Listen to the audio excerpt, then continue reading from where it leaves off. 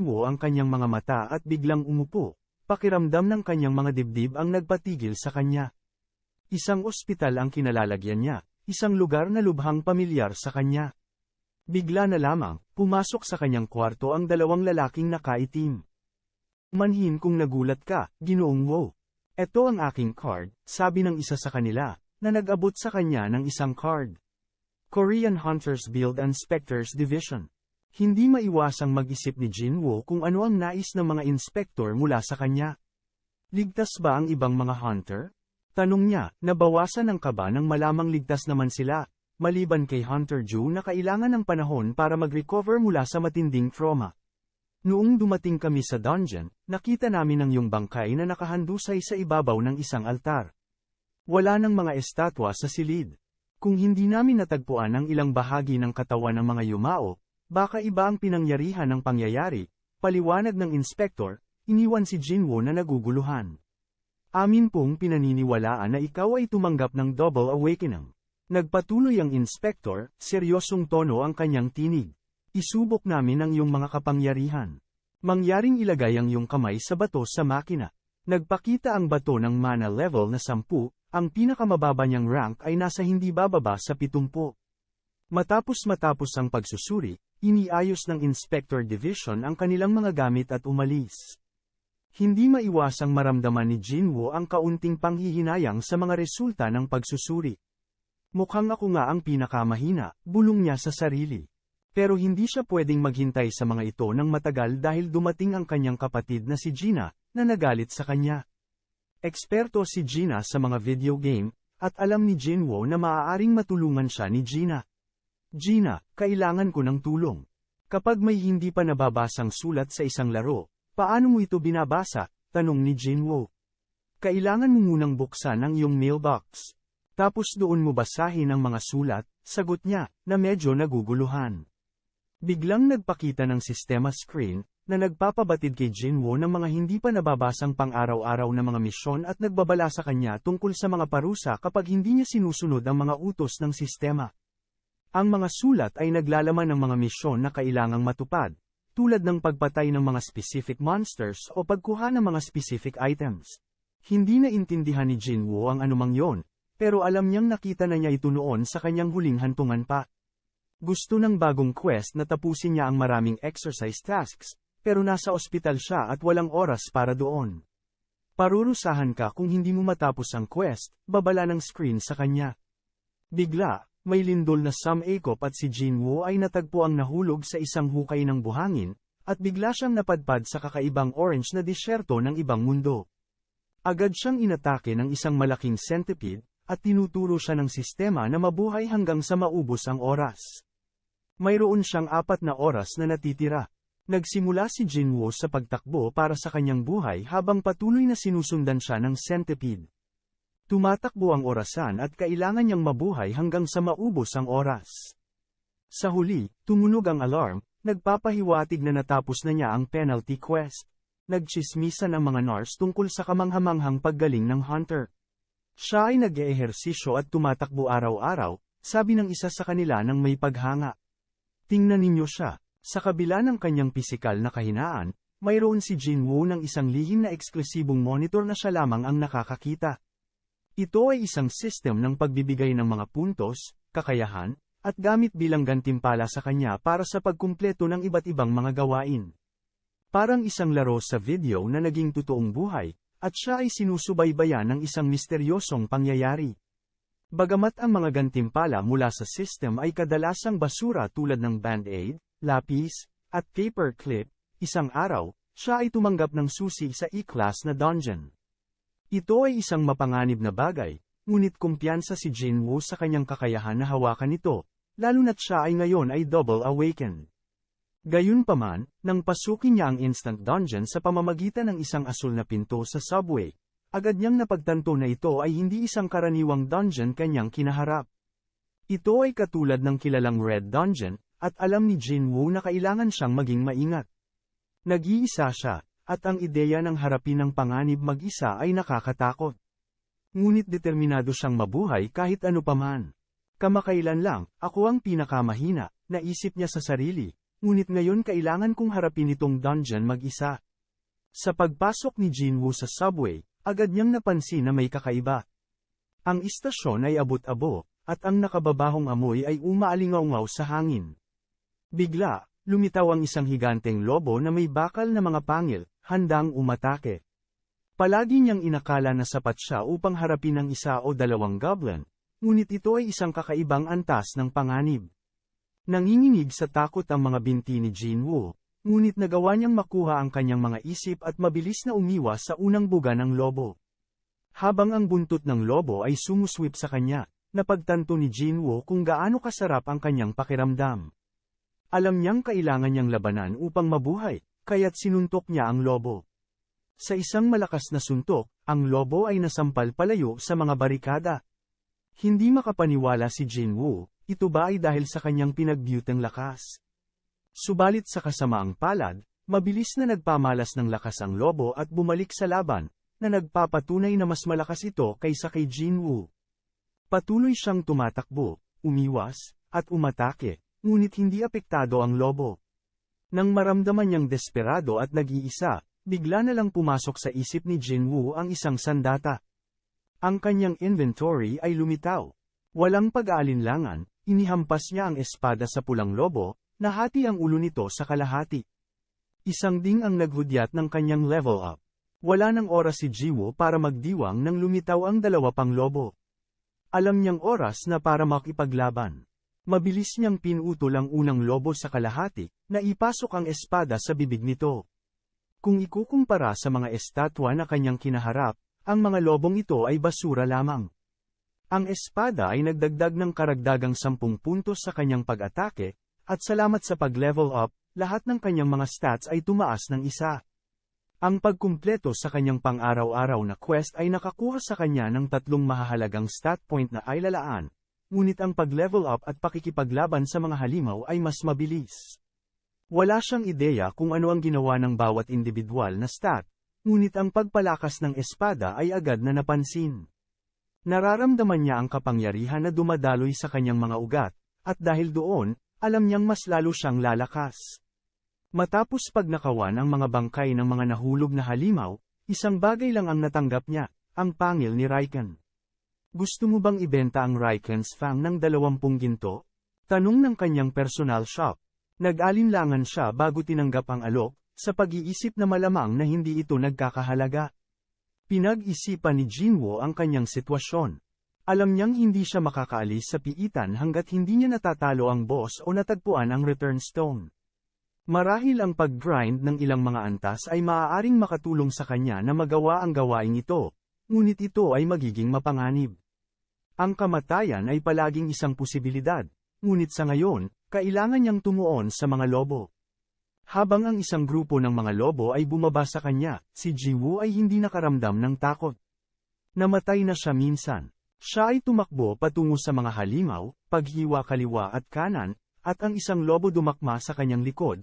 Siya ay nag-swing sa isang pabilog na galaw. Mabangis na nagpatuloy ang labanan, at sunod-sunod na ipinadala ang mga lobo, ngunit patuloy silang dumarating. Paulit-ulit na nag-level up si Jinwoo, ngunit hindi niya mailagay ang kanyang mga stats. Dahil kapag siya ay huminto, siya ay kakatayin. Ang pahinga ay hindi rin isang opsyon. May pamilya siyang pinuprotektahan at hindi niya kayang ipagpatuloy ang pagiging mahina. Sa bawat ingay ng leveling up na alarm, mas naging confident si Jinwoo sa kanyang mga kakayahan. Naubos niya ang lahat ng mga lobo, at sa wakas, nakatanggap siya ng bagong titulo, Wolf Slayer. Ang kanyang espada ay naging mapurol dahil sa walang humpay na pakikipaglaban. Sa pagtatangkang gawing mas madali ang mga bagay para sa kanyang sarili, minsang bumili si Jinwoo ng isang murang dagger na napatunayang kapaki-pakinabang noong panahon niya sa piitan. Gayunpaman, ang dagger ay napakadaling nabali sa panahon ng labanan ng boss, kahit na ito ay nadagdagan ang kanyang mga loot drop. Si Jinwoo ay hindi nakayanan at hindi na muling bumili ng isa pang sandata. Ngunit salamat sa espadang ito, naging maayos ang lahat dito. Nakuha ni Jinwoo ang titulong Wolf Slayer, na ibinigay sa mga hunter na bihasa sa pakikipaglaban sa mga lobo. Nagbigay ito ng 40% na pagtaas sa karanasan laban sa mga halimaw na uri ng hayop. Sinuri niya ang kanyang inventaryo, na kinabibilangan ng 34 na pangil ng lobo, 2 suot na punyal, mga damit ng manlalakbay, at isang hearthstone. Nagpasya si Jinwoo na ibalik ang hearthstone dahil alam niyang isang beses lang ang pagpasok sa dungeon na ito at determinado siyang kunin ang pagkakataong yon. Bumalik siya sa pagpatay sa mahihinang halimaw at sa bawat ding, nag-level up siya. Nilabanan niya ang mga panther at unggoy habang patuloy na dinadagsa siya ng mga ito, ngunit pakiramdam niya ay nagiging mas madali ito sa bawat lumilipas na sandali. Nararamdaman niya ang kanyang sarili na lumalakas, at dahil paulit-ulit na umuulit ang mga halimaw, parang isang tunay na video game sa kanya ang pakikipaglaban. Nagbigay daan ito sa kanya na makita ang mga pattern ng bawat pag-atake at patayin ang bawat halimaw sa mas kaunting oras. Ang kulay ng pangalan ng halimaw ay nagbago ayon sa lakas nito. Ang ibig sabihin ng puti ay mahina, ang orange ay nangangahulugang malakas, at ang pula ay nangangahulugang napakalakas. Ang lahat ng mga halimaw ay naging kulay orange hanggang puti, na nagpapakita na ang kanyang pag-grind ay naging matagumpay. Kahit nasa kanyang kasalukuyang antas, naramdaman ni Jinwoo na ang boss sa ibaba ay mapanganib at malakas, na nagbibigay sa kanya ng takot. Sa kabila ng kanyang pagsisikap, hindi na sapat ang mahihinang halimaw para lumampas sa level 15, at ang kanyang espada ay malapit na sa limitasyon nito. Sa ibaba ng subway station ay parang gubat na may mga ilog at batis. Sa sandaling humakbang pasulong si Jinwoo, isang bagay na hugis troso ang sumambulat mula sa tubig. Sa kanyang pag-iwas, isang higanteng ahas ang lumitaw sa kanyang harapan. Ginamit niya ang espada upang maaninag ang ulo ng ahas, ngunit halos nabasag. Sa halip na pag-atake, ang ahas ay pumulupot at sinuri si Jinwoo, ipinakita ang katalinuhan nito. Pero kulay orange lang ang lumabas sa pangalan niya, ibig sabihin may pagkakataon manalo si Jinwoo. Ang boss ay may makinis na asul na kaliskis na nakatakip sa buong katawan nito, na sobrang higpit na parang armor. Walang paraan na ang kanyang putol na espada ay tumagos sa balat nito. Ngunit habang pinoproseso ni Jinwoo ang sitwasyon, ipinagpatuloy ng higanteng ahas ang pag-atake nito. Ibinalik ni Jinwoo ang kanyang basag na espada at inihanda ang sarili para sa susunod na pag-atake. So, ikaw ang boss ng lugar na ito? Kalmado ang boses ni Jinwoo, ngunit bumilis ang tibok ng puso niya sa pananabik. Ang napakalaking ahas na nasa harapan niya ay may matibay na kaliskis at isang depensa na tila imposibleng masira. Ang aking espada ay hindi kakayanin ang mga kaliskis na yun at ang mga suntok ay hindi rin mabisa.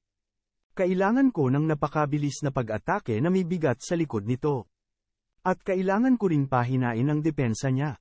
Paano ko malalampasan ang mga kaliskis na ito? Pinipigilan ni Jinwoo ang mga pag-atake ng boss gamit ang kanyang espada, ngunit alam niya na ang isang direktang pagtama ay magbubunsod sa kanyang kapahamakan.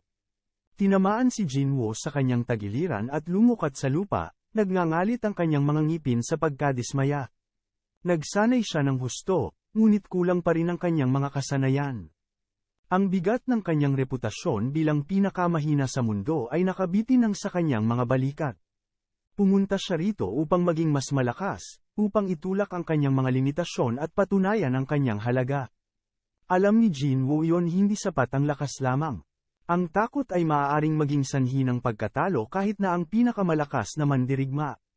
Ngunit habang siya ay muling tumayo upang harapin ang boss, naramdaman ni Jinwoo ang panibagong determinasyon na bumalat sa kanya. Kumpara sa lalaking yon, kumpara sa takot mula doon. Hindi man lang ako natatakot, bulong niya sa sarili.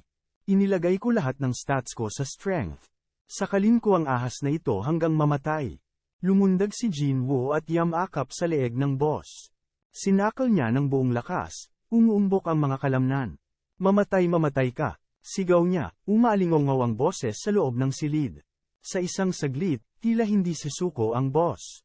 Ngunit pagkatapos, sa huling laban, bumagsak ito sa lupa. Humiga si Jinwoo laban sa ahas, humihingal sa pagod. Mas malakas. Bulong niya sa sarili. Medyo lumakas yata ako. Tumunog ang alarm, na nagpapahiwatig na matagumpay na napatay ni Jinwoo ang kinatatakutang boss ng dungeon, ang Blue Poison Fang Resoka. Gayunpaman, ang tagumpay ay dumating sa isang malaking kapalit. Ang damit ni Jinwoo ay punit-punit, at ang espada na natanggap niya ay nabasag. Masakit ang bawat bahagi ng kanyang katawan, ngunit hindi niya ito pinagsisihan. Pagkatapos ng lahat, nakakuha siya ng isang mahalagang kayamanan na isang dagger na ginawa mula sa nakamamatay na mga pangil ng Risaka. Ang lakas ng pag-atake ng bagong sandata ay higit sa 2 beses kaysa sa dati niyang dagger, at mayroon pa itong karagdagang bonus ng paralysis at mga epekto ng bleeding effect. Kasama ang dagger, nakatanggap din siya ng isang bag na puno ng mataas na antas ng lason, na inimbak niya para magamit sa ibang pagkakataon. Nang matalo ang boss, bumalik sa normal na estado ang dungeon, at lumabas si Jinwoo sa istasyon, nakaramdam ng kasiyahan na sa wakas ay tapos na. Gayunpaman, hindi nagtagal ay nilapitan siya ng isang sundalo na nagpaalam sa kanya tungkol sa isang broadcast na napalampas niya. Bilang isang hunter, si Jinwoo ay ginabayan ng sundalo sa mga lansangan, na ngayon ay puno ng pagkawasak at mga bangkay ng mga halimaw. Malinaw na may nakabukas na gate sa malapit, at habang kinatay na ang maliliit na halimaw, nanatili ang boss. Nararamdaman ni Jinwoo ang presensya ng boss, marahil dahil sa kanyang high sense stat. Pagkatapos ay nakita niya ang isang grupo ng mga hunter na inaatake ng isang higanteng golem na kidlat. Ang tanker ay nagpupumilit na pigilan ito, at ang mga healer ay naabot na ang kanilang limitasyon. Alam ni Jinwoo na kailangan ng reinforcements, ngunit ang golem ay may mataas na depensa, at kulang sila ng mga caster. Samantala, abala ang mga sundalo sa pagpapanatiling ligtas sa mga sibilyan sa gitna ng kaguluhan. Kabilang sa mga healer ay si Miss Juhee, na natroma pa rin sa nakaraang engkwentro. Nakikita ni Jinwoo na siya ay nahihirapan, ngunit alam niya na kailangan niyang pagtagumpayan ang kanyang sariling takot upang iligtas ang lahat. Sa kanyang putol na espada, naglunsad siya ng isang malakas na hampas mula sa malayo, tinamaan ang golem at natamba ito ng isang tama. Ang tanker ay namangha sa lakas ng pag-atake at tumingin sa paligid para sa hunter na responsable. Gayunpaman, umatras na si Jinwoo. At napatanong sa sarili kung ay tumaas na ang kanyang hunter rank. Nakita ni Juhee ang lahat ng ito at hindi niya maiwasang makaramdam ng pagkamangha at paghanga sa katapangan at kapangyarihan ni Jinwoo. Sa wakas ay pinalabas na si Jinwoo sa ospital ngayon, at habang ginagawa niya ang kanyang pang-araw-araw na mga quest, hindi niya maiwasang makaramdam ng ginhawa na wala ng mga penalty quest para sa kanya. Gayunpaman, ang pang-araw-araw na quest ay nagsisimula ng magdulot ng pagbabago sa kanyang katawan, na napansin ng mga nurse na patuloy na hinihingi ang kanyang numero ng telepono. Samantala, sa bahay, ang kapatid ni Jinwoo ay lalong nag-aalala. Tungkol sa matinding pagbabagong nakikita niya sa kanya. Kontra ni Jinwoo, itigil ang kanyang kalokohan at magdala ng peyang, uulan ngayon. Maging ligtas sa iyong pagpunta sa paaralan. Iniangat ni Jinwoo ang kanyang status window at namangha sa mga pagbabagong nakita niya. Imposibleng iilang linggong pag-eehersisyo ay maaaring makapagpabago sa kanya ng husto. Marahil dahil lahat ng kanyang points ay inilaan sa strength. Gayunpaman, napagtanto niya na ang paglalagay lahat ng kanyang mga punto sa strength ay hindi maganda at nagpa siya na ipamahagi ang mga ito ng pantay-pantay. Alam din niya na ang intelligence ay mahalaga kahit na wala siyang magic at napagpasyahan na panatilihin din ang stat na yon. Noon lang, nakatanggap si Jinwoo ng tawag sa telepono mula sa kanyang landlord. Lampas na sa dapat bayaran ng kanyang upa at oras na para bumalik siya sa trabaho. Ngayong lumalakas na siya, dapat na siyang kumita ng pera, mas madali bilang isang hunter. Gayunpaman, ang pag-akyat sa itaas ay magiging mahirap. Upang mapatay ang mga halimaw na mas mataas ang antas, kailangan niyang pumasok sa mga gate na mas mataas na ang antas. Ngunit hindi pa siya handa para ma-evaluate ang kanyang rank. Kailangan niyang humanap ng ibang paraan. Napagtanto yon ni Jinwoo kailangan muna niyang maging mas malakas. Sa sandaling makakuha siya ng mataas na rank, alam niya na ang masasamang tao ay lalapit, na magiging mapanganib para sa kanya at sa kanyang pamilya.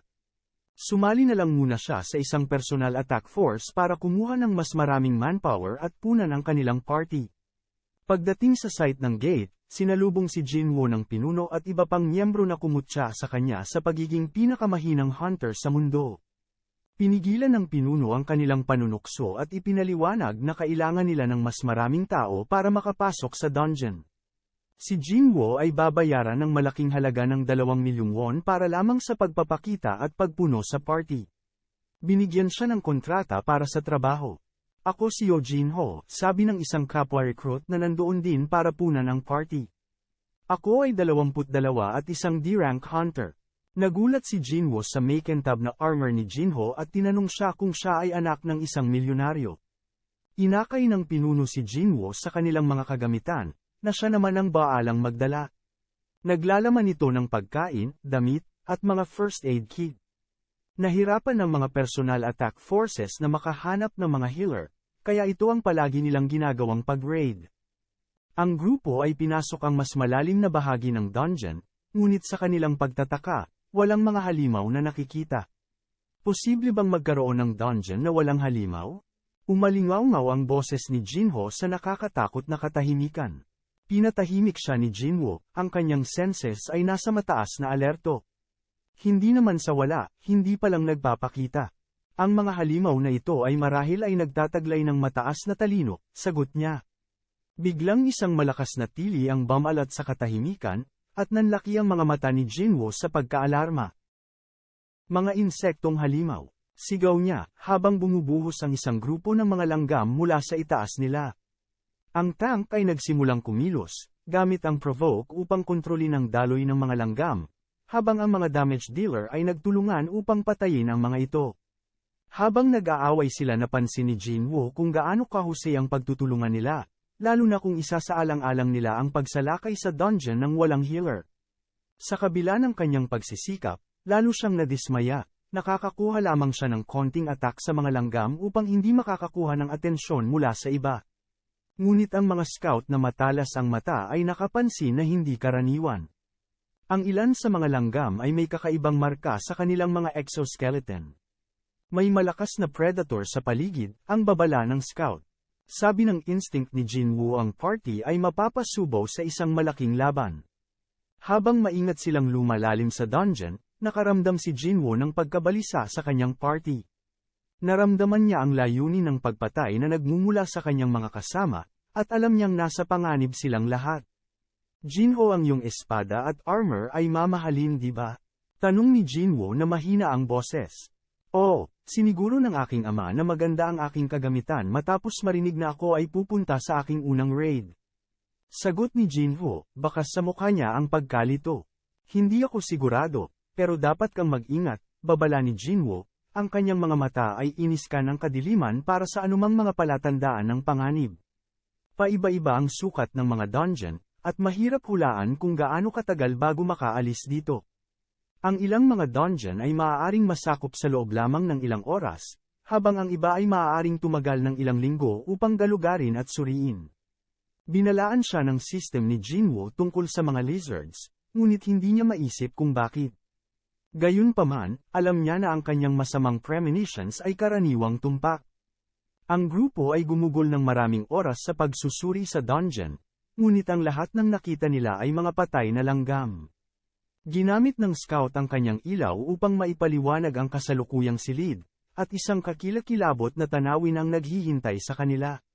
Sa wakas ay napadpad na sila sa silid ng boss, at puno ng mana crystal ang lugar, parang naka-jackpot sa dami. Bagamat mas mababa ang halaga ng mga kristal ng mana kaysa sa mga core ng halimaw, nababawi nila ito sa dami. Hiniling ni Jinwoo na siyasatin ang kontrata ni Jinwoo, at itinuro niya na walang nakasulat tungkol sa hatian ng kristal kay Jinwoo. Gayunpaman, ang mga death glare na natanggap niya mula sa iba pang mga miyembro ng ay nagpapahiwatig ng iba. Ang pangunahing issue ay mayroon silang limitadong oras upang lumabas sa dungeon kapag natalo ang boss. Ibig sabihin dapat makapagmina muna sila ng kristal bago patayin ang boss. Mabuti na lang at mahimbing ang tulog ng boss matapos lamunin ang lahat ng kasamahan niya.